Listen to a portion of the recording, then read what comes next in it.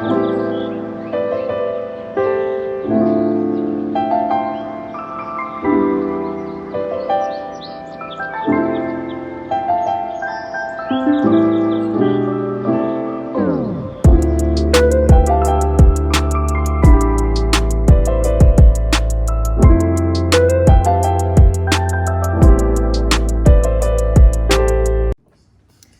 morning, good morning, good morning.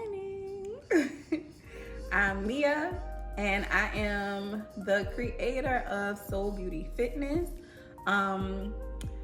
I am pretty much known, for whoever knows me, for personal training, fitness coaching.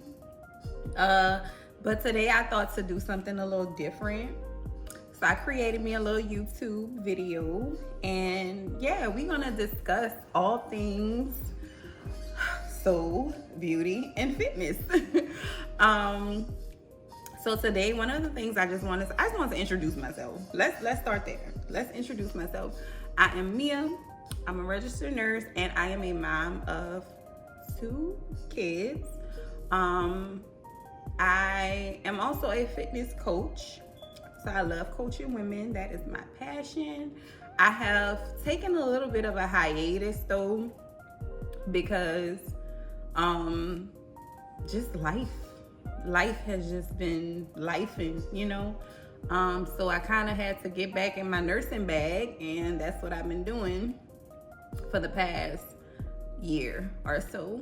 But I feel like it's time to start tiptoeing back into that fitness coaching water, and this is my way of getting back into it in my way, and in a way that I feel like would be more fruitful to those that are interested in my services, as well as those who just want some motivation, some encouragement. Like, I'm not selling anything to anybody. This is totally free. This is YouTube.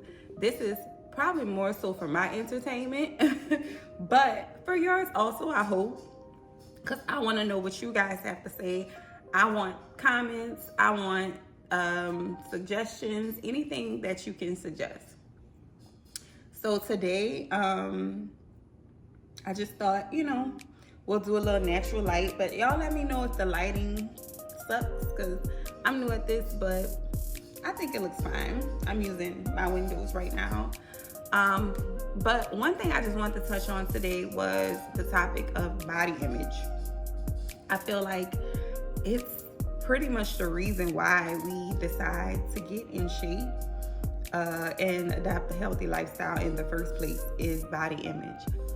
Yes, health as well, but we gotta be honest with ourselves. A lot of women want to work out or want to lose weight or gain muscle or get a bigger butt, a smaller waist, because of body image. And nothing is wrong with that. Nothing is wrong with that. But I think what's important when starting a fitness journey is identifying where this standard, or where does this ideal of the body image that we want come from. I consider myself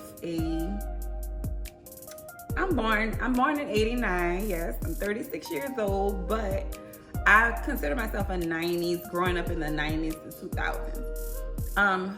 During that time, there was not a lot of images of girls that look like us on screen. That was black with kinky hair, athletic looking. I was never like a little tiny, petite girl. I was average height kind of growing up in school, but I was never skinny. I always had a little meat on my bones. And honestly, that was not the thing in elementary school. The thing was to be very skinny, very waif-like, and I feel like those things were portrayed on the movies that we watched, the things that we were exposed to. It was very much so a skinny girl's world. Nothing is wrong with being skinny, because there are women that are naturally skinny that are beautiful. They're both sides to the coin. I mean, and we can get down to that. You know, there's women who are skinny that were teased for being skinny. There's women that are thick that were teased for being thick or fat, you know. So just being a woman, period, is hard. And it seems like you could just never please everybody. I thought about what's going on now with Megan Thee Stallion. Like, she looks great. She lost a lot of weight. So now people are saying like her head is too big for her body. They're telling her that she lost too much weight. She needs to gain some weight back. All kind of stuff, you know. So it's like, as a black woman, you're damned if you do, you're damned if you don't. If you get too thick, they call you fat. You need to put the plate down. If you get too skinny, oh girl, you need to eat. Here, get you a burger or something. It is exhausting. It's exhausting. And a lot of it comes from these unattainable, just these unattainable standards within our own community, not just in society and Western beauty standards, but within our own community. As an African American woman, I feel like you're expected to be, you know, thick, but in all the right places. Now, I'm not saying that there's women that can't achieve this, but this is very difficult to achieve and to maintain. I don't think people talk about that. You know, as women, we have hormones. Our weight fluctuates based on the time of month it is. I mean, the time of the month it is. So, you know, a lot of times we stepping on the scale, we 5 pounds heavier than we were last week. And in our head, we're thinking we gained weight, but it's hormones. It's weight fluctuations due to water, you know. But this notion that a black woman has to be this perfect specimen of a woman just to be considered beautiful is crazy to me. It's crazy. Like, it's very unhealthy, and it's the reason why a lot of women's workout regimens and fitness regimens are sabotaged, because there are people in the background telling them, oh, don't get too muscular, don't lose too much weight, don't lose your butt. You know, this obsession around having a big butt. I get it. It's desired. Like, I have a big butt. So, would I trade my big butt for a small butt? No. But will I sacrifice my health for the sake of having a big butt? Absolutely not. Absolutely not. Because at the end of the day, it's about what you want and what you like. A lot of times women are very well endowed in certain areas, and their doctor is telling them like, hey, you creeping up, your A1C is going up. A1C is like a diabetic, it's a marker for diabetes. So I believe if it's greater than 6 or greater than 5.7 or something like that, you're considered a diabetic. And as we know, diabetes can wreak havoc on the body. And, you know, a lot of that could be controlled by weight. You can lose weight and essentially not have to take diabetic medication anymore.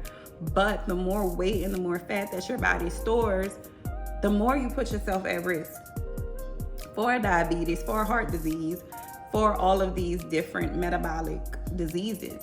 And, you know, we're going around listening to what people have to say, critiquing our bodies, when you should be doing what's best for you, you know?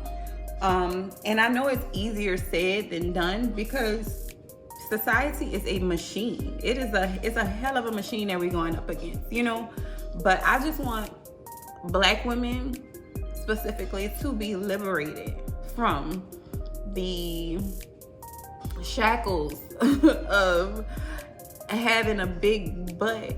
Now, mind you, nothing is wrong with having a big butt. Yes, it is attractive. Like I said, I'm not about to sit up here and be hypocritical because I have a big butt. I like my big butt. I am attracted to it too. But we're all products of the same conditioning, okay? Even if I do possess something that is desired, I still am a product of the same conditioning, all right? But yes, a big butt, a round butt is attractive, but will I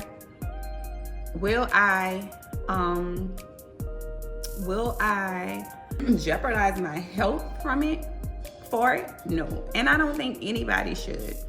But that's why I'm not too harsh on the women that go out and get the surgery, get the BBLs, because you see the images all around you. You have to have the perfect body. You have to have a super flat stomach with a big old butt, with some big old thighs, you know, or you have to be skinny with some wide hips and a plump butt. And mind you, a lot of these things can be achieved in the gym, but it also depends on your body type and where you store fat. Every woman does not have the same body type. And when I say body type, I'm not just talking about fat storage. I'm talking about literal bone structure. Some women will not achieve a certain waist to hip ratio because their bone structure is not set up like that. And that is okay. That should be okay. We are talking about healthy women. We're not talking about women that are overweight or, you know, putting their health at risk, because a lot of people want to gaslight women and talk about that too. Like, oh, well, if you're not happy with your body, just go to the gym. Well, some women do go to the gym, but they still won't achieve those curves that they want. So I feel like when a woman gets to that point and she realizes, okay, realistically, the body type that's in my head, I won't be able to achieve. A lot of times that's when they give up. A woman gives up because she feels like, you know, she was sold essentially a lie. But I think that's the time that us as women just really have to do some digging and have to do some soul searching and ask ourselves, like, let's get to the root of this and find out where this even came from. Why do I even want to look like this or look this way or look like this said woman? I feel like when you're comparing yourself to other women, you're gonna always be unhappy because we're all different. So you're always gonna find something that another woman has that you don't.